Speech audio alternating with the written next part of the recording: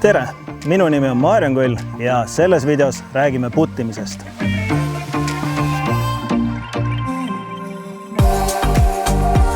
Puttimisel on kaks põhilist stiili.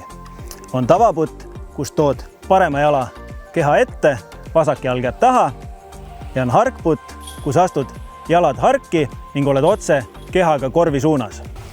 Lisaks kahele põhilisele putistiilile on ka kaks viskestiili, kus siis push-putti puhul visatakse ketas rohkem õhku ja ta maandub korvi või korvi juurde, ja on ka spin-putt, kus siis annad rohkem kettale spinni sisse, ketas nii kõrgele ei lenda, vaid lendab sirgemalt ja madalamalt.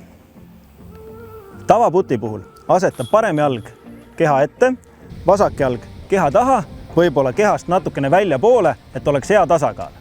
Puttimiseks too käsi keha ligi ning samal ajal lase jalgadest alla.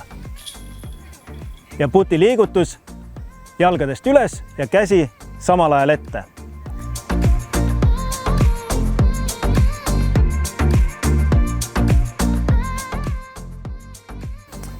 Jälgi ka seda, et käe liigutus oleks alati postist eemale ja korviposti suunas. Postist eemale ja korviposti suunas. Harkputi puhul võta mõnus harkseis, õlgadest natukene laiem ning samal ajal, kui käsi tuleb keha ligi, lähed jalgadest alla ja viskesse minnes tule jalgadest ülesse ja käsi samal ajal ette. Mõlema putistiili puhul jälgige seda, et käsi annab kettale suuna, jalgadest tuleb viskesse jõud. Ja täpselt samamoodi käe liigutus postist eemale, korviposti suunas. Postist eemale, posti suunas.